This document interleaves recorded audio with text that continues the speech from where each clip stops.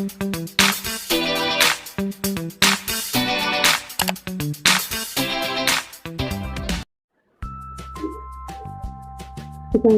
warahmatullahi wabarakatuh. Perkenalkan, nama saya Irma Dawia. Saya dari Mahasiswa Farmasi Universitas Diana Perjalanan. Di sini saya akan menjelaskan mengenai uji klinik dari obat antidiabetes yang berasal dari tumbuhan atau bahan alam.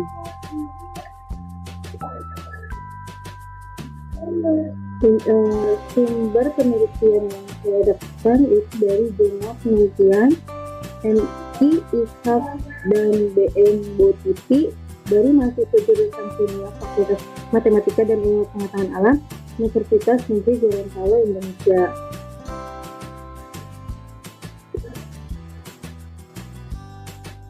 Sebelum saya jelaskan mengenai inti dari hasil penelitian ini, saya akan memaparkan ada beberapa contoh dalam penelitian ini yang harus dilakukan. Yang pertama, pendahuluan, kemudian metode penelitian, hasil dan pembahasan, lalu ada kesimpulan. Yang pertama ini ada pendahuluan.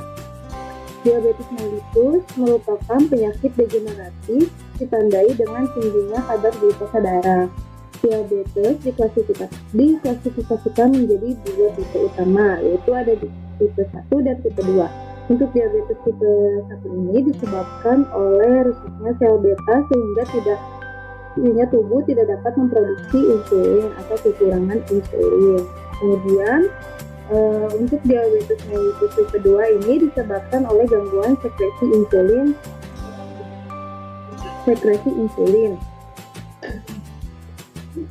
Setelah itu, menurut WHO melaporkan bahwa penderita diabetes ini telah mencapai 239,3 juta di seluruh dunia. Menurut laporan Federasi Diabetes Internasional pada tahun 2014, 387 juta orang telah didiagnosa menderita diabetes dan diperkirakan akan meningkat menjadi 592 pada tahun 2035. Nah, Indonesia ini merupakan salah satu negara dengan prevalensi DM tertinggi di dunia. Banyak faktor yang menyebabkan tingginya prevalensi ini, antara lain perubahan gaya hidup masyarakat, gizi makanan yang tidak seimbang, dan kurangnya olahraga yang teratur. Tanaman obat telah lama digunakan untuk mengobati berbagai penyakit.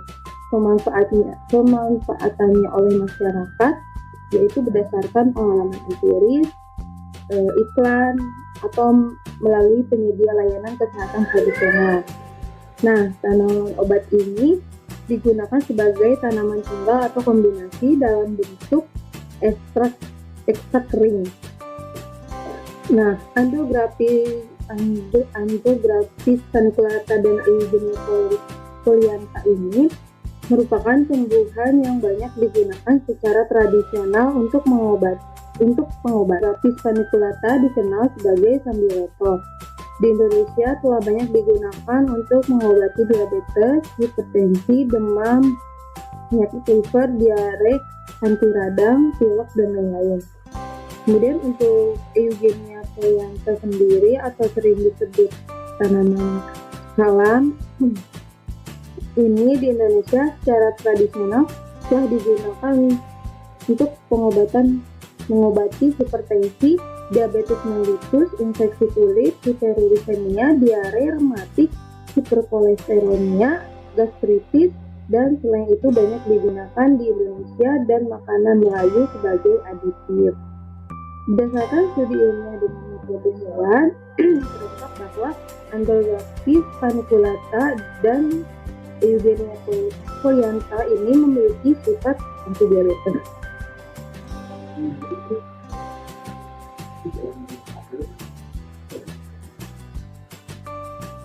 Kemudian ada metode penelitian. Untuk metode penelitian ini dibagi menjadi 3 metode.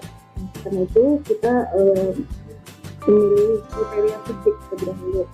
untuk kriteria subjek sendiri, metode pengambilan sampel itu dalam penelitian ini menggunakan kriteria inklusi dan eksklusi, yaitu subjek penelitian adalah pasien yang pernah berobat, memiliki kadar glukosa darah puasa lebih dari 140 mg per dl dan kurang dari 400 mg per dl.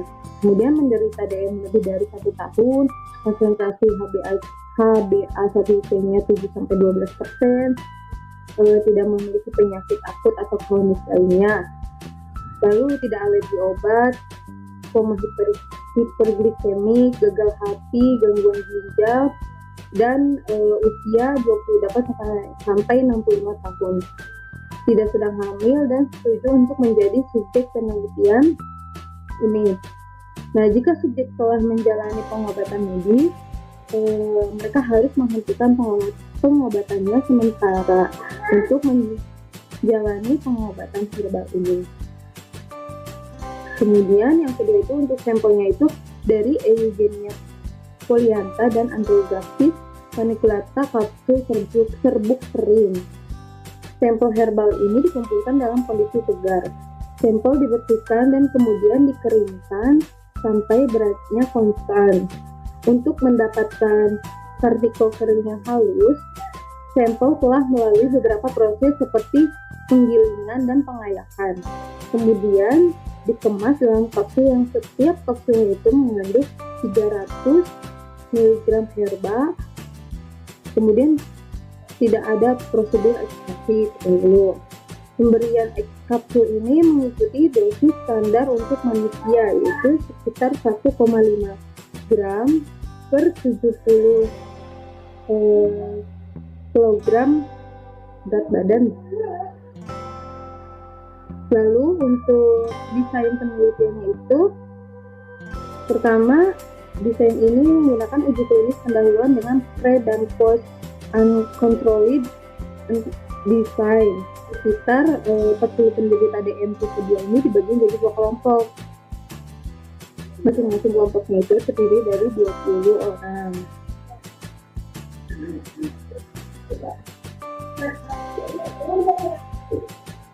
Untuk kelompok pertama ini yaitu sampel dengan Eugenia folianta atau daun salam. Dosisnya ini sekitar 1-2 kapsul per hari. Pengobatannya dilakukan selama 7 hari.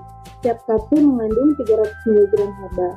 Dosis keamanan studi praklinis itu sekitar 22 mg per kilogram berat badan untuk mencit atau setara dengan 1,5 gram per kilogram 1,5 gram per 70 kg berat badan untuk manusia. Kemudian untuk kelompok 2 ini menggunakan sampel Andrographis paniculata atau daun sambiloto. Nah, untuk dosisnya sama seperti dosis sampel sebelumnya, yaitu sekitar 1-2 kapsul per hari. Pengamatannya dilakukan selama 7 hari. Kemudian tiap kapsul mengandung 300 mg herba dan dosis keamanan studi praklinisnya sama, yaitu sekitar 22 mg per kilogram berat badan untuk mencit dan atau setara dengan 1,5 gram per 70 kg berat badan untuk manusia.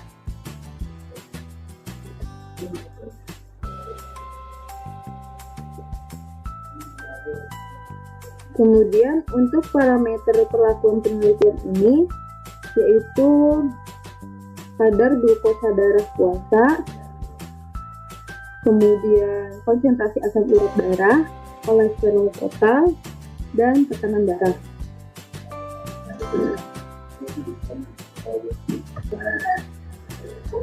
Kemudian hasil dan pembahasan. Untuk hasil dan pembahasan ini berdasarkan penelitian yang dilakukan, 40 subjek memiliki kadar glukosa darah puasa sekitar 150 mg per dl sampai 400 mg per dl, yaitu 10 subjek laki-laki dan 30 perempuan. Karakteristik 40 subjek dalam penelitian ini disajikan pada tabel berikut ini, tabel 1. Tabel satu ini yaitu fitur karakteristik fisik dari susu. Dalam penelitian ini, wanita dengan DM lebih banyak daripada pria, dan resiko dari luaran DM tipe 2 ini pada kedua jenis kelamin dipengaruhi secara berbeda oleh banyaknya faktor seperti genetik, mekanisme epigenetik, nutrisi, gaya hidup, ketidakseimbangan endorfin terkait dengan karakteristik kardiometabolik yang tidak menguntungkan dapat diamati pada wanita dengan kelebihan androgen atau pria dengan hipogonadisme dan pria dengan hipogonadisme. Faktor biologis dan psikososial juga berkontribusi terhadap hasil penyakit ini. Secara umum, perempuan tampaknya memiliki dampak psikososial yang lebih besar daripada laki-laki.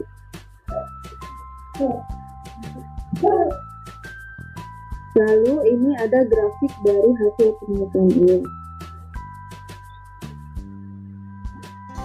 Hasil dari andrografis paniculata dan Eugenia folianta ini, pemberian daun pada karakteristik serum darah diberikan pada gambar tersebut. Dari 20 responden masing-masing kelompok, sekitar 70% dan 80% responden mengalami penurunan kadar glukosa darah puasa kurang dari 140 mg per dl. Kemudian untuk penurunan asam urat 50% dan 70% kurang dari 7, 65% dan 70%.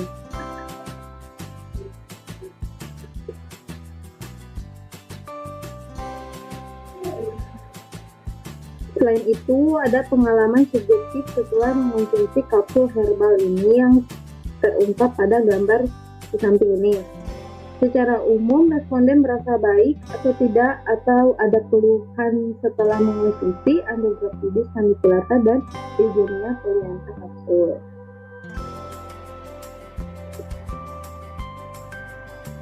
Kemudian, andrografis paniculata dan Eugenia folianta ini mengandung konstituen fitokimia yang dapat berkontribusi terhadap aktivitas biologis tanaman seperti flavonoid, alkaloid, terpenoid, steroid, dan tanin.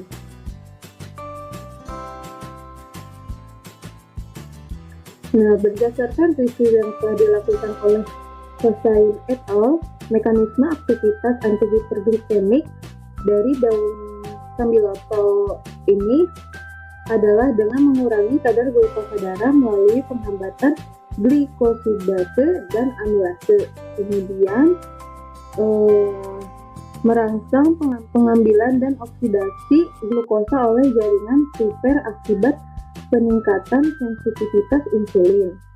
Kemudian mengatur kelainan metabolisme lipid. Lalu sebagai penangkal radikal bebas dari sirkulasi yang mengganggu integritas membran plasma, sehingga menurunkan jumlah reseptor membran plasma yang efisien atau protein pengangkut membutuhkan pengambilan glukosa dari aliran darah.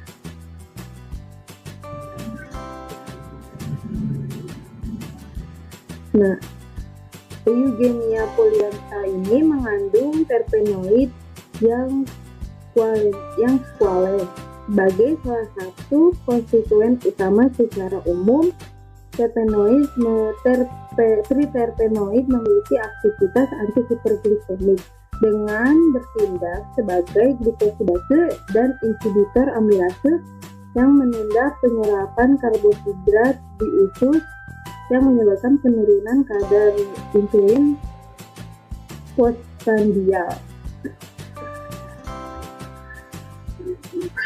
Nah, untuk kesimpulan dari hasil penelitian tersebut, dari penelitian ini yaitu meskipun jumlah responden penelitian ini sedikit, namun hasilnya dapat menggambarkan peran positif dari andrografis paniculata dan eugenia folianta ini pada pasien diabetes tipe 2. Studi klinis lebih lanjut harus dilakukan untuk mencapai kesimpulan yang konkret dari efek daun sambiloto dan daun salam ini pada pasien diabetes tipe 2.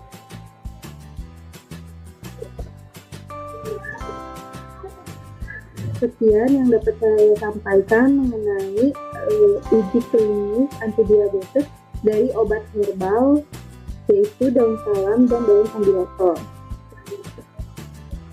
Untuk itu, saya ucapkan terima kasih dan mohon maaf jika ada kata yang salah. Semoga apa yang saya sampaikan tadi dapat bermanfaat bagi kita semua. Terima kasih. Bye.